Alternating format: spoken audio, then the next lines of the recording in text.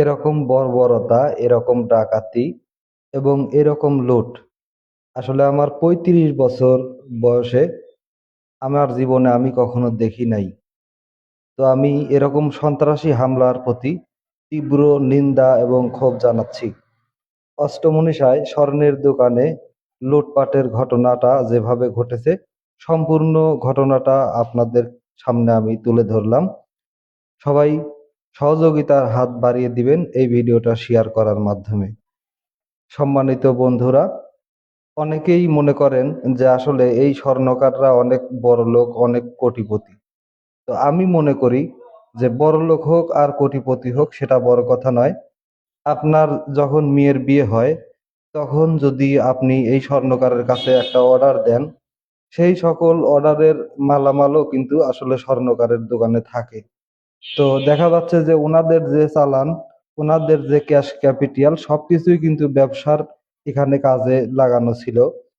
তো অর্থ সম্পদ সহ আরো বিভিন্ন ধরনের স্বর্ণ, যে স্বর্ণগুলো অন্যের, তো সেগুলোও কিন্তু তাদের দোকানেই ছিল। তো সেগুলোও কিন্তু তারা লুটপাট করে নিয়ে গেছে। তো এখন তাদের অর্থ তো গেছেই, পাশাপাশি জনসাধারণের অনেক মালামাল, অনেক অর্থ সম্পদ, যেগুলো স্বর্ণ অলংকার, যেগুলো আসলে তাদের কাছে তৈরি করার জন্য দিয়েছিল, তো সেগুলোও নিয়ে গেছে। তো তার মানে যারা স্বর্ণের দোকানদার এখানে, তাদের নিজের সম্পদ তো গেছেই, পাশাপাশি আরো অনেকের সম্পদও গেছে। তো আমি প্রশাসনের দৃষ্টি আকর্ষণ করছি, আমাদের ভাঙ্গুড়া থানার প্রশাসন এবং বাংলাদেশ সরকারের দৃষ্টি আকর্ষণ করছি, আপনারা এই বিষয়টা একটু আমলে নিবেন। কারণ হচ্ছে যে এই যে দেখতেই পাচ্ছেন যে পরিস্থিতি, যে পরিস্থিতি বা যে পরিবেশ তৈরি করছে এরা, আসলে এরা তো বিশাল বড় মাপের সন্ত্রাসী। তো আসলে এদেরকে যদি গ্রেপ্তার করে আইনের আওতায় না আনা হয়, বাংলাদেশে কারোর যান ও মাল নিরাপদে কিন্তু থাকবে না। তো তাই আমি বলবো যে অবিলম্বে আপনারা এদেরকে আইনের আওতায় নিয়ে আসুন এবং এদেরকে একটা কঠিন বিচার করুন। তো সম্মানিত বন্ধুরা, দেখতেই পাচ্ছেন এখানে অনেকেই, এখানে দেখা যাচ্ছে প্রায় 7-8 জন।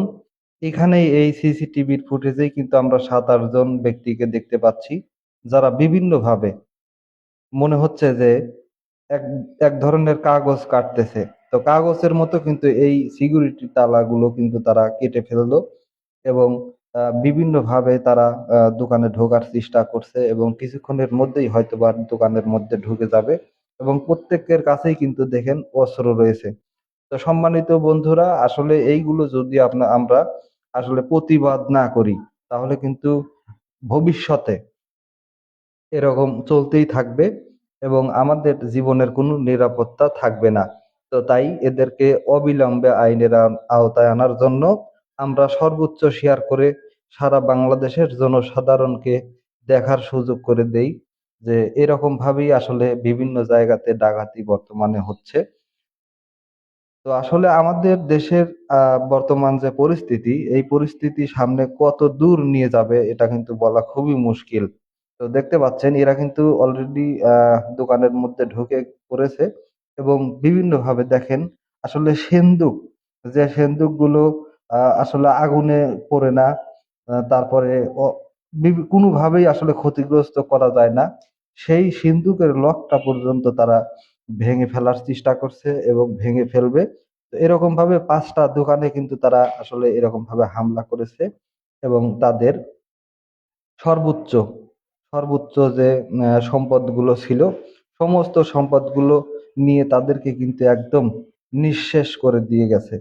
তো আসলে নিঃশেষ করে দিয়ে গেছে ঠিক আছে, আমি কিন্তু আগেও বলেছি যে নিজে যদি নিঃশেষ হয়ে যাই, তাও যদি আমি কারোর কাছে ঋণ পান না থাকি, তাহলে কিন্তু কোনো সমস্যা হয় না। কিন্তু দেখা যাচ্ছে যে অন্যের মালামালও রয়েছে, যারা আহ, যখন শুনবে এই ঘটনা ঘটেছে তারপরেই কিন্তু তারা আসলে তাদের মালামাল কিন্তু বুঝে যাবে, কিন্তু তখন বুঝে দেওয়ার মতন পরিবেশ কিন্তু থাকার সম্ভাবনা থাকবে না। তো সম্মানিত বন্ধুরা, তাই আমরা এদেরকে ধরিয়ে দেওয়ার চেষ্টা করব এবং এদেরকে আইনের আওতায় নিয়ে আসার চেষ্টা করব। তো সম্মানিত বন্ধুরা, আপনাদের এলাকায় অথবা আমাদের এলাকায় যেখানকারই হোক না কেন, এরকম কোনো ব্যক্তি যদি থেকে থাকে যে ডাকাত বা সন্ত্রাসের সঙ্গে যুক্ত, তাহলে অবশ্যই প্রশাসনের সাথে আপনারা যোগাযোগ করবেন এবং বিভিন্নভাবে তাদেরকে ধরিয়ে দেওয়ার চেষ্টা করবেন। সম্মানিত বন্ধুরা, দেখতেই পাচ্ছেন কিভাবে লুটপাট তারা করছে। আসলে এটা সাধারণ মানুষের দ্বারা কিন্তু সম্ভব ছিল না, এটা কিন্তু অসাধারণ মানুষেরা। তো এদেরকে আসলে আইনের আওতায় যদি না আনা হয় তাহলে কিন্তু আসলে ভবিষ্যতে এরকম চলতেই থাকবে। তো দেখতেই পাচ্ছেন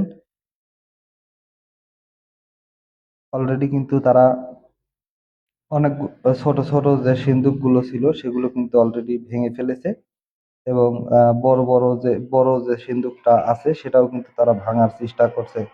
তা আসলে খুবই কষ্ট লাগছে আমার, যে আমি আহ, এটা আসলে জানতেই পারি নাই। ঠিক আছে, তো এলাকার জনগণ যদি আসলে সচেতন হতো আর যদি একটু আহ সাহসী হতো তাহলে আমার মনে হয় এদেরকে সেই দিনই আসলে ধরে ফেলা সম্ভব ছিল। তো সম্মানিত বন্ধুরা, আমি প্রশাসনের দৃষ্টি আকর্ষণ করছি, প্রশাসনকে আমি বলবো খুব দ্রুত এদেরকে আইনের আওতায় নিয়ে আসুন। আর আর এটা কিন্তু একটা সাধারণ বিষয় না, এটা কিন্তু একটা অসাধারণ বিষয়। আপনারা যদি জনগণের জানমালের নিরাপত্তাই না দিতে পারেন তাহলে আমাদের থানাতে বা অন্য কোনো থানাতে আসলে প্রশাসনের কিন্তু কোনো দরকারই ছিল না। তো সেক্ষেত্রে এই বিষয়টা আপনারা যেভাবে হোক, আমি চাইবো যেভাবে হোক আপনারা এদেরকে আইনের আওতায় এনে এদেরকে ধরিয়ে শাস্তির ব্যবস্থা করুন। তো আপনারা ইচ্ছা করলে কিন্তু এগুলো আপনাদের দ্বারা সম্ভব, কারণ এগুলো কিন্তু আসলে জানমালের যে দায়িত্বটা এটা আসলে আমি মনে করি প্রশাসনেরই, সর্বোচ্চ প্রশাসনের দায়িত্ব। এটা কিন্তু জনগণের দায়িত্ব নয়। তো জনগণের নিরাপত্তার জন্য যদি আপনারা থাকেন তাহলে অবশ্যই জনগণের নিরাপত্তা দিতে হবে। আর যদি নিরাপত্তা না দিতে পারেন তাহলে আসলে আপনাদের এই এখানে আসলে আমাদের যে থানা ভাঙ্গুড়া থানা, ভাঙ্গুড়া থানার যারা পুলিশ রয়েছেন বা প্রশাসন রয়েছেন, তারা অবশ্যই আমার মনে হয় যদি এদেরকে ধরতে না পারেন তাহলে আপনারা রিজাইন দিয়ে দিবেন। তো আসলে অতি কষ্টেই কিন্তু আমি কথাগুলো বলছি। অনেকেই মনে করতে পারেন যে আসলে আমার কি, আমি কেন কথা বলবো। আসলে আমি কথা না বললে আপনারা যদি কথা না বলেন, জনগণ যদি কথা না বলে তাহলে বোবার মতো দেশে থেকে কিন্তু কোনো লাভ নেই। তাই অবশ্যই কথা বলতে হবে। তো এর আগেও অনেকগুলো ভিডিও আমি দিয়েছি সোশ্যাল মিডিয়াতে, হয়তো বা অনেকেই দেখেছেন। তো এই ভিডিওটা আমি ব্যক্তিগতভাবে কথা বলছি, কারণ আমি অনেকের সঙ্গে কথা বলছি। আসলে অনেকের যে অন্তরের যে আর্তনাদ, অন্তরের যে কষ্ট, সেই কষ্টগুলো আসলে সামাল দিতে পারছে না। আমাদের এখানকার যারা ব্যবসায়ীরা রয়েছেন কেউই আসলে এই কষ্টটা সামাল দিতে পারছে না, কারণ কেউই আহ, ব্যবসা করে আসলে শান্তি পাচ্ছে না। এনারা যে আবার ব্যবসা শুরু করবে তার কোনো নিশ্চয়তা আছে? বা জীবনের যদি কোনো গ্যারান্টি না থাকে আসলে ব্যবসা করেই বা লাভ কি? তো এখানে পরিবেশ এরকম হয়েছে যে একটা মানুষ ছোট থেকে বড় হয়েছে, আহ হয়তো বা 20-25 বছরে ব্যবসা শুরু করেছে, তার বয়স এখন 50-60 বছর। তো দেখা যাচ্ছে 20-30 বছরে ব্যবসা করে যে যতটুকু সম্পদ অর্জন করেছে সেই সম্পদ গুলো এক নিমিষেই কিন্তু শেষ হয়ে যাচ্ছে। তো যার কারণে নতুন করে যে পরিকল্পনা বা ব্যবসার একটা সিস্টেম তৈরি করবে সে মন মানসিকতা কিন্তু তারা অলরেডি হারিয়ে ফেলেছে। তো যার কারণে আসলে ব্যবসায় মন মানসিকতা নেই।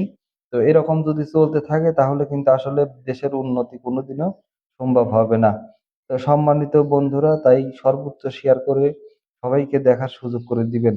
তো এরা এমন ভাবে, দেখতেই পাচ্ছেন যে এমন ভাবে এরা আহ নিচ্ছে যে মনে হচ্ছে যে নিজের দোকান, নিজের দোকানেও কিন্তু আসলে এর চেয়ে অনেক ভালোভাবেই নেয়।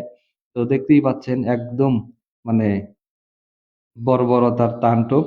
তো এখানে অনেকগুলো ইস্যু আছে যে ইস্যুগুলো দেখে আসলে প্রশাসনরা কিন্তু আসলে বিভিন্ন ভাবেই ধরতে পারবে, কারণ আমি বিশ্বাস করি যে প্রশাসন পারে না এমন কোনো কাজ নাই।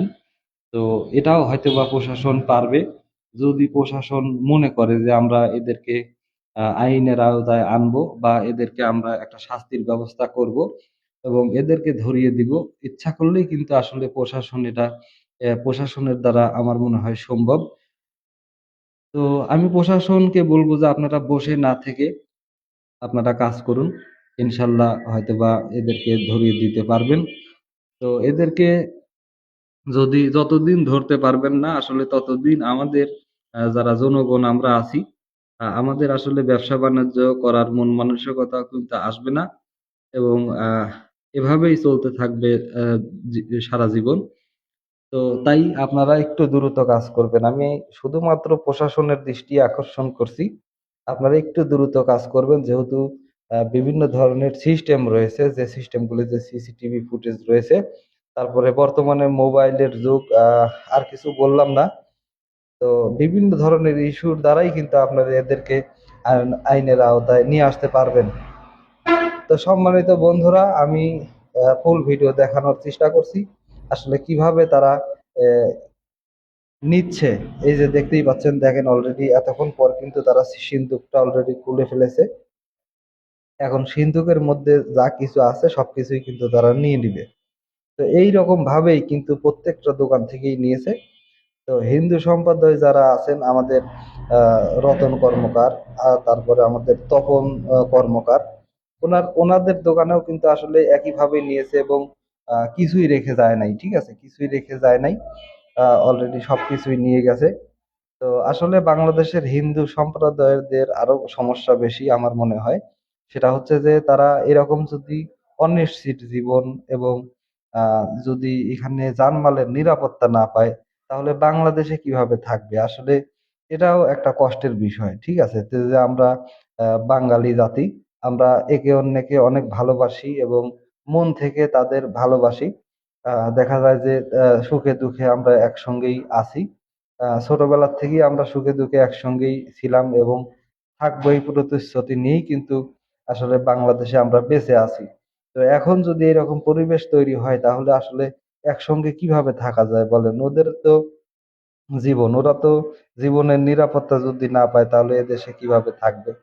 তো সম্মানিত বন্ধুরা, আসলে আমি আমার পরিশেষে যে কথাটা, আমার কথা একটাই, সেটা হচ্ছে যে এদেরকে আইনের আওতায় আনা হোক এবং এদেরকে আহ, শাস্তির ব্যবস্থা করা হোক এবং এমন শাস্তি দেওয়া হোক যাতে করে ভবিষ্যতে বাংলাদেশে এরকম কোনো সার্কেল তৈরি না হয় এবং এরকম লুটপাট যাতে করে না হয়। তো দেখতে পাচ্ছেন এখন কিন্তু তাদের সবকিছু নেওয়া শেষ হয়ে গেছে, এখন কিন্তু তারা চলে যাবে। তো সম্মানিত বন্ধুরা, ভিডিওটি যদি ভালো লেগে থাকে অবশ্যই আমাদের পেজের পাশে থাকবেন